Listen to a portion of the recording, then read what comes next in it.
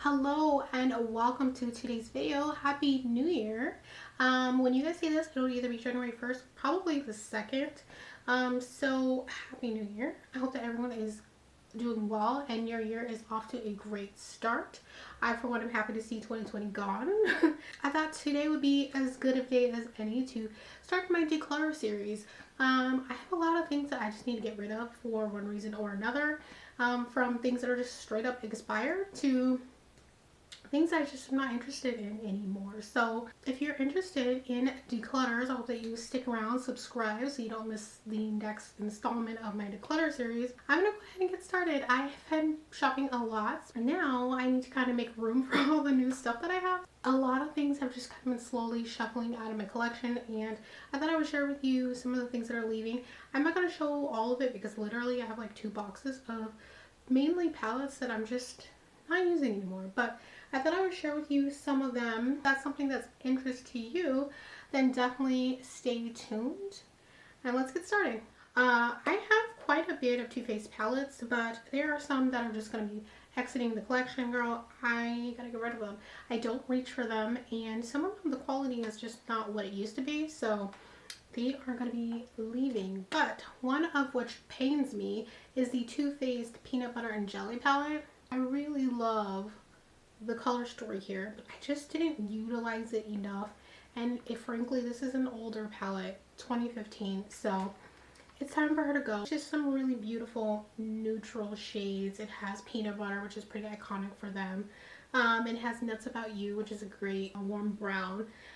I should have used this more because these are absolutely shades that I would utilize, but I don't know, I just didn't pick it up a whole bunch, and it still smells, which to me it smells more like chocolate rather than peanut butter, but still, and it's super cute, so she's going. The next palette is going to, oh, yikes. I forgot that I dropped this and now I have eyeshadow everywhere. One of the shades broke, which is Butter Pecan, but that's not the reason why I'm getting rid of it. This is a chocolate, semi-sweet chocolate bar. I don't know, I kind of like fell into this little rabbit hole of buying all the chocolate bars, and I honestly don't reach for them like ever, and that's the only reason why I'm getting rid of them. I just find that the color stories are just a little boring. I think when these first came out I was really drawn to them, but after having so many different formulas and different color stories and just purchasing from different brands, I really found myself not purchasing from this brand as much, or I found myself not utilizing these as much as I should. So she looks like so. I'm covering it with the Sweet Peach, which I'll be talking about in a second. And this one was just kind of boring. It has peanut butter.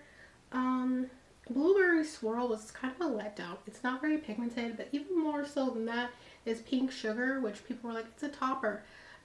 Don't include no toppers in my stuff, please. I just don't utilize toppers like that, and I feel like if I want something on top of it, I'd reach for a glitter or something very shimmery. This was very lackluster. It didn't give any pigmentation, and it wasn't even shimmery enough in my opinion to even top a shade, so it just was such a lackluster shade for me. And overall, this palette, I don't even know really why I purchased it. I think, like I said at the time, this was something really up my alley, but as time has gone on, I really have kind of like strayed away, and there are formulas that I just prefer over Too Faced's chocolate bar series. However, the newer ones are still in my collection, like the spicy palette, the pumpkin one, chocolate bar gold. Beautiful. I really like those and the color stories a lot more. But for now, this is definitely going to be exiting the collection, and I have to clean up this eyeshadow that I spilled everywhere. Okay, now that I've cleaned that up, the next palette is the Sweet Peach from Too Faced. The minute this launched, I think I got it the first go around, and it sold out so fast. If you were into makeup at that time, then you probably recall how popular this thing was and hard to get your hands on. I'm so bummed out because as much trouble as it was to get, I don't use it. I don't know, for whatever reason, when I first got it, I thought it was really, really pretty. I know a lot of people's gripe with this was that it wasn't very peachy. They wanted more peach shades. And while I totally would agree, I didn't find it to be so off-putting that it wasn't worth picking up. I feel like there are a couple of shades in here that I've never even used. Let's see, it says, yeah, 2016. So this is definitely an older palette as well. The quality had changed. It has that very artificial like peach ring scent, which I am not a fan of. And that's another reason why I'm not really, but the packaging, really cute. I love this gradient. I really loved everything about this for the most part. Like I said, when I got it, I did like it, but I just found that I wasn't using it. So she's gonna go, and not only that, the formulation has gone off. So I definitely will be tossing this in the trash. It's not even usable at this point. The colors were fading and they weren't pigmented. So having a large collection, you have a lot to choose from, but I also only have 2 eyes. So it makes it difficult to utilize a lot of stuff. So I need to be pickier in the future about the things I get because I'm gonna have this problem. The next product is from the balm. I feel like the balm fell up. Most people had the new Tude palette, which is this guy here. It came in 2 formats. I feel like their shades were super underrated. I really enjoy the balm's formula, at least in this format. They came out with 3, and I have all 3 of them, and I will sadly be decluttering 2 of the 3, possibly the 3rd one, which is the warmest of the 3. I really didn't mind the color story. However, I tend to like a more like a balance of light, medium, and dark shades. I don't tend to gravitate or utilize palettes that have a lot of mid-tone and deeper shades, and I kind of found that that was the problem with this one for me. So I would have to reach into another palette for like an ideal crease shade or another lid shade. There just wasn't enough options for me with this palette. But as far as formulation goes, I really do love the formulation on this palette. However, the color story was challenging for me personally. I found I just wasn't reaching for this, and this is also an older palette, so I do recommend. I don't even know if they still sell this, but if they do, and these are your colors, I would recommend. I guess we'll talk about the second one, which is the Nude Dude palette. This one is cool as well. This one had a little bit more variety for me. There was more lighter shades in here. It still was rather cool. While there are definitely some cute shades, I have majority of these shades, if not all of them, in other palettes that I just reach for more, or maybe in a few other palettes that I like better. So yeah, I mean, it wasn't a bad palette. It just wasn't one that I was reaching for. So she's gonna go. You're gonna find that a lot of these palettes I actually like, but I just wasn't reaching for. It just wasn't calling for me to use them. So the next palette that I have is from Tarte. This is the Tartelette Amazonian Clay Matte palette. This was the first of the 3 that they released in this square packaging, and I have to say, when I first got this, I used it quite a bit. She's kind of beat up. The Tarte on a lot of these is like almost gone, or like a good ways gone. I used this one quite a bit, and you know, I still really like this. I just haven't reached for it in forever. I feel like a broken record. I just keep saying I haven't reached for it, but I haven't. I feel like when I tend to do an all matte look, if I choose to, it's usually warmer.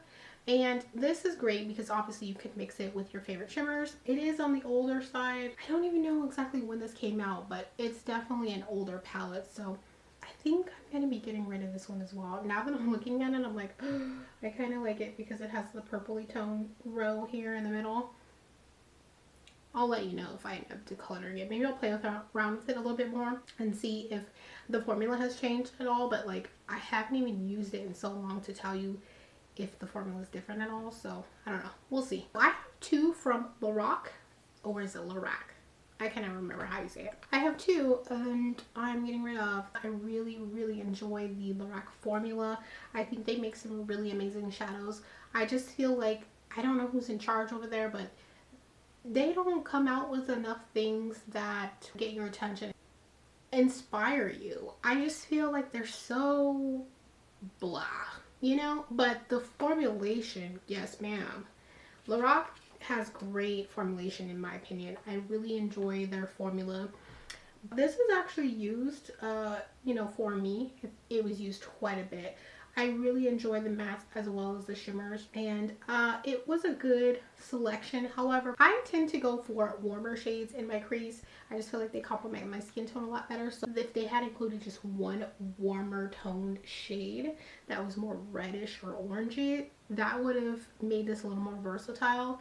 But I understand, like, overall this is a well curated palette. It's very basic and it's great for your kit if you're a working makeup artist. But for me personally, when this first came out, I felt like it was a really good addition to my collection. But as my collection has grown, I really don't have a place for this anymore. I have number 2 and 3 in this format. Overall, I would definitely recommend Lorac. The packaging's really boring. They just don't excite me or inspire me to like create amazing looks. But you know, formulation wise, Lorac is amazing. I really enjoy their stuff. They just don't come out with a whole bunch. So I know that they kind of did their pro palettes, but I already have this one, the second one, and third one. There is a fourth one which I don't have. Yeah, their packaging is super boring, but I guess it's made for like pro people. The next palette that I have is also from Lorac. This is the Unzipped palette, Desert Sunset. They came out with 3 or 4 of these in this format here, and it has this like weird, like, look at this. Why was this necessary? It like these lines here, and it like bends there for what reason? That's weird. I don't know. I found that weird and kind of unnecessary, but okay. When this came out, I actually really loved this one. These have a little bit different formula, I would say, from their pro palettes. So I didn't find them to be as buttery or as smooth, but still very nice. My only problem was I just don't reach for cranberry shades. There are 2 in here, and the rest of the palette are shades that I already have. So I found myself just reaching for other palettes over this one, but it's still a really good palette. This is also an older palette, so I don't think it's available anymore. I don't know. It's beautiful. These are older. A lot of these, the theme is they're just old, you know? So I wouldn't feel comfortable with anybody using them really on their eyes. And the last one for today is from Urban Decay. This is the Naked 3 palette. I have quite a few of the Naked. I have the original, this one, the second one, the Smoky, the Heat, the Honey. What am I missing? I don't have the Cherry one or the Ultraviolet one, but this one is the only one that I'm getting rid of out of the ones I have. I thought it was very soft and romantic, and that was the reason why I kind of kept it so long. Some of these shades were just kind of dusty from the beginning, and I don't know, I kind of convinced myself that I really liked it, but no, not so good. So these are very fair shades. I obviously had to like use a light base to get them to show up, but some of the darker shades I really enjoyed, like Black Heart at the end, as well as like basically from Liar all the way down is probably what I utilize the most, as well as Trick, Dust, and Buzz. So I mean, I used a good majority of the palette, but I don't know, I'm just kind of like not into this color story anymore, and it's as an old palette, so it is time for her to go. I felt like I reached for this a decent amount considering how much palettes I have, but yeah. So thank you guys so much for hanging out with me. I just wanted to share some of the things I'm getting rid of. I have many more things to show, so if you are interested in seeing what else I'll be decluttering in between the hauls and reviews and occasional tutorials, if you're interested, then you know, hit subscribe so that you don't miss the next upload. If you guys have any requests or anything you want to see, let me know as well down in the comment section, and I will see you guys in the next one. Bye.